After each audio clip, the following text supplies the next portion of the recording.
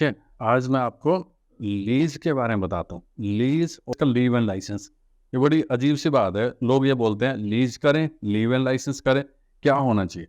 And purpose हमारा होता है रेंट, प्रॉपर्टी को हमें रेंट पे देना है। बट उसका जो नोमेनक्लेचर है वो डिसाइड करना है। अब देखिए लीज़ क्या है? लीज़ को आप ऐसे मानो कि टेम्परेरी सेल ऑफ प्रॉपर्टी है और लीव एंड लाइसेंस में आप परमिशन ग्रांट करते हैं। लीज मैंने पहले ही बताया था, ट्रांसफर ऑफ प्रॉपर्टी एक्ट है, उससे गवर्न होती है।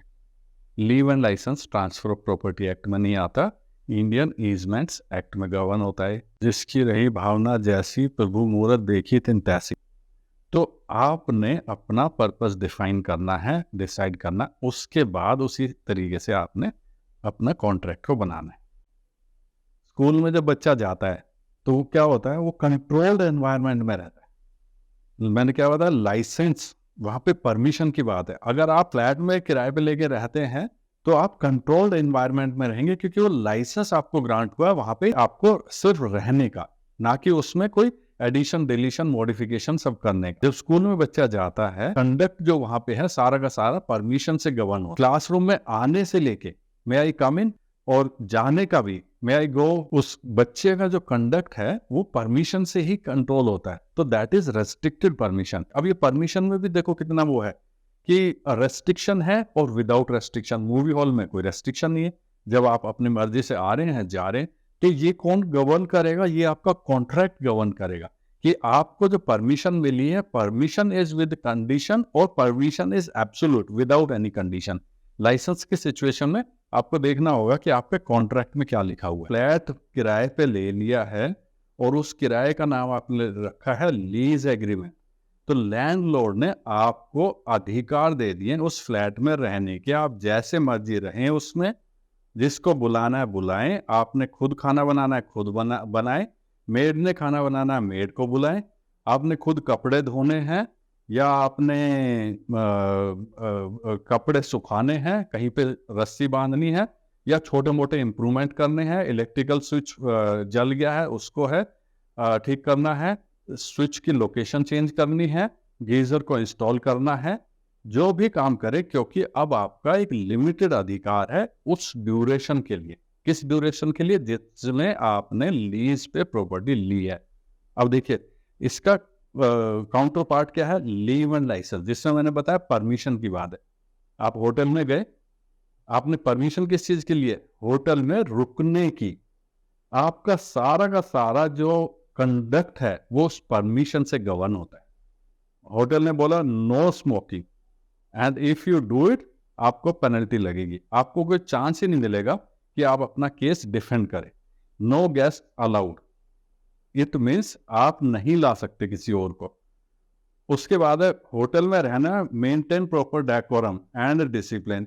आपने शोर मचाया वहां जाके ना, होटल में बैठ के ना आप पार्टी करने लग रहे हैं। 2 लोगों की ऑक्यूपेंसी थी, 2 लोग तो है ही हैं, आपने तीसरे को फोन कर दिया, आजा भाई आजा।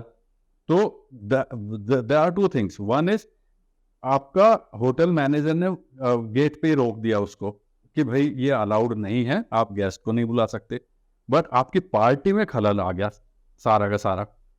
तो ये क्या हुआ, परमिशन जो थी आपको रुकने की थी, उसको शांति से आपने वहां पे रहने की परमिशन थी, ना कि वहां पे शोर मचाने की बात थी। अब आपने फिर भी वायलेशन किया, होटल मैनेजर के साथ में झगड़ा हुआ, बहस हुई, उन्होंने कहा you vacate the property right now. Mid of the night आपको होटल के बाहर निकाल दिया, आप सड़क पे आके खड़े हैं और वहां पे जब आप ढूंढ रहे हैं होटल, रात के टाइम में कोई भी लोग है, शरारत, आपका कितना सेफ्टी सिक्योरिटी का मैटर है जो आपका रिस्क पे। अब देखिए लाइसेंस था, परमिशन थी, आपने ब्रीच किया है और उसके बाद में आपको वहीं के वहीं आपको खाली करना पड़ गया। आपके पास में कोई अधिकार नहीं। अगर आप उसके बावजूद भी, आपको ब्रीच का नोटिस मिल गया, आदेश मिल गया कि आपने खाली करनी है प्रॉपर्टी, उसके बाद भी रुके, तो ट्रेसपासिंग का केस और लग जाएगा आप पे। जबकि लीज के सिचुएशन में ट्रेसपासिंग का केस नहीं है, क्योंकि ट्रांसफर प्रॉपर्टी एक्ट आपको प्रोटेक्ट करता है कि you can stay even after expiry of the lease. Lease के बारे में बताता हूँ, लीज में आपका पूरा राइट है। अगर आपने ब्रीच की है तो आपको प्रॉपर नोटिस मिलेगा लैंडलॉर्ड का। लैंडलॉर्ड ने अगर ब्रीच की है तो आप लैंडलॉर्ड को नोटिस देंगे, और प्रॉपर्टी का मान लो मेंटेनेंस है, कुछ इस तरह की चीजें हैं, तो वो उनको कराना पड़ेगा। तो यहाँ पे आपका राइट है, आपने अपने राइट को इन्वोक किया जब आपने लीज पे प्रॉपर्टी ली। अब टेक्निकली देखिए, लीज में lessor and lessee word use होता है, लीव एंड लाइसेंस में लाइसेंसर एंड लाइसेंसी। तो इट इज वेरी क्लियर कि भाई परमिशन आपको मिली है, वायलेशन किया तो वहीं की वहीं आपका ब्रीच हो गया, एंड द कॉन्ट्रैक्ट जो आपके साथ में है वो कॉन्ट्रैक्ट वहीं की वहीं खत्म हो गया। बट लीज में ऐसा नहीं है। अब देखिए, जब आपने होटल में रूम लिया, आपको परमिशन मिली, क्या परमिशन थी कि आप रहेंगे वहां पे, जो होटल के वहां पे फर्नीचर, फिटिंग्स, इक्विपमेंट्स है उनको आप यूज करें, T maker, coffee maker, TV है, कोई ऐसी चीजें हैं उनको आप खुद ही यूज कर रहे हैं, उनके रिपेयर मेंटेनेंस की आपकी रिस्पॉन्सिबिलिटी नहीं है। बट मैंने बताया लीज में आपकी अपनी जिम्मेवारी है, आप अपने तरीके से उनको रिपेयर मेंटेन भी करेंगे। अब इसमें लीज में आपका एक इंपॉर्टेंट राइट है, and that right is transferability and inheritance का राइट है। अगर लेसर ने लीज ग्रांट कर दी, लेसी के फेवर में लीज है, तो लेसी के जो ड्यूरेशन है, जिस ड्यूरेशन में आपका रहने के, अगर लेसी की डेथ हो जाती है तो जो सर्वाइवर्स हैं उनको राइट है उस लीज को कंटिन्यू करने का, एंड नॉट ओनली कंटिन्यू, उनको पीसफुल एंजॉयमेंट का राइट है। सिमिलरली ट्रांसफरेबल भी है। अगर आपका कॉन्ट्रैक्ट आपको अलाउ करता है कि आप लीज को सब लीज कर सकते हैं, तो आप इसमें ट्रांसफरेबिलिटी है। लीव एंड लाइसेंस में ये बिल्कुल भी पॉसिबल नहीं। मैंने बताया ब्रीच है या कोई टर्मिनेशन है, अगर लीज है तो लीज में टर्मिनेशन पॉसिबल होगा अगर कॉन्ट्रैक्ट में लिखा हुआ है उसी तरीके से। अगर आपके प्रॉपर्टी में कोई इंप्रूवमेंट की जरूरत है तो लीज में आपका राइट है प्रॉपर्टी को इंप्रूव करने का, या लेसर को आप बोल सकते हैं, अगर उनका ऑब्लिगेशन है तो वो आपकी प्रॉपर्टी का मेंटेन करेंगे। तो ये कुछ एक राइट हैं जो लीज में आपके राइट आते हैं। सिमिलरली अगर मान लो प्रॉपर्टी को बेच दिया किसी थर्ड पर्सन ने, जो प्रॉपर्टी ओनर है that is called lessor, lessor ने किसी को बेच दिया, तो लेसी का जो वहां पे किराएदार हैं उनका राइट इंटैक्ट है, और राइट में कोई दखलंदाजी नहीं होगी। अगर आपका लीज कॉन्ट्रैक्ट आपको अलाउ करता है कि आप उस कंटिन्यू करेंगे तो आप कंटिन्यू कर सकते हैं irrespective of transfer of property. आपका नया कॉन्ट्रैक्ट नए ओनर के साथ में हो। लाइसेंस हमने लिया है, बट लाइसेंस में हम प्रॉपर्टी के इंप्रूवमेंट की भी बात कर रहे हैं। आपने फ्लैट ले लिया है, लीव एंड लाइसेंस उसका नोमेनक्लेचर है, और उसमें आपने बोला है कि भाई हम इसको इतने टाइम के लिए यूज करेंगे।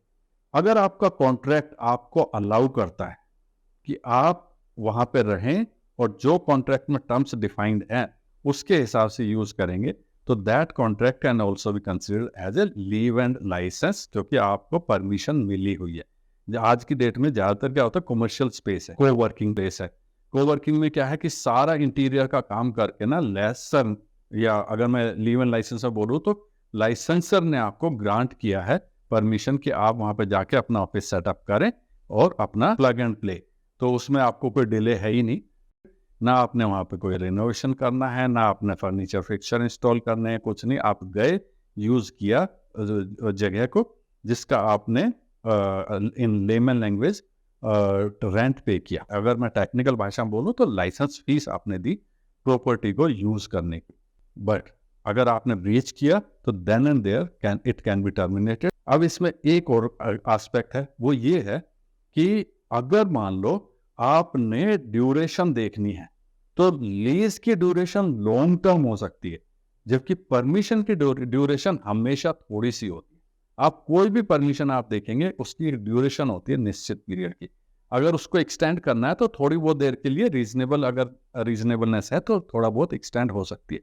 तो ये कॉन्सेप्ट जो परमिशन का, वो लीव एंड लाइसेंस में, जहां पे आपकी परमिशन थोड़े टाइम के लिए वेरी कर सकती है, इंक्रीज कर सकते हैं, और अगर मैंने बताया ब्रीच तो इमीडिएट बेसिस पे इसमें हो जाता है। एक चीज और ध्यान देना, लीज में अगर आपका पर्पस लॉन्ग टर्म है तो आपको लीव एंड लाइसेंस को इग्नोर करके लीज में जाना है। जैसे कि आपने एक फैक्ट्री किराए पे ली है, अब आप वहां पे अपनी मशीनरी इंस्टॉल करना चाहते हैं, आपने ऑफिस पूरा सेटअप करना है अपने तरीके से, तो आपकी बहुत हैवी इन्वेस्टमेंट वहां पे होगी। और वो हैवी इन्वेस्टमेंट पॉसिबल है अगर आपका कॉन्ट्रैक्ट लीज कॉन्ट्रैक्ट, क्योंकि आपको प्रॉपर्टी में इंटरेस्ट मिल गया है।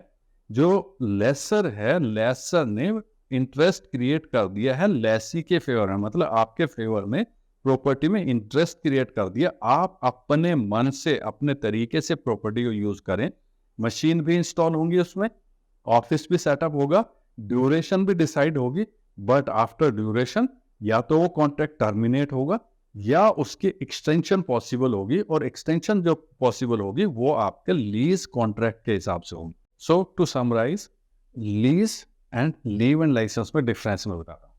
लीज में क्या है कि it is generally for a longer period of time, licence is for a shorter period of time. Lease में आप addition, deletion, renovation carry out कर सकते हैं। क्यों कर सकते हैं? क्योंकि मैंने बताया it is kind of a temporary sale of property. आपने मान लो 3 साल की लीज है, 3 साल के लिए प्रॉपर्टी का एक्सक्लूसिव यूज मिल गया आपको। जबकि लाइसेंस में है, परमिशन है, आप जाएंगे, यूज करेंगे और वापस आ जाएंगे, आपको कोई वेस्टेड इंटरेस्ट वहां पे नहीं है।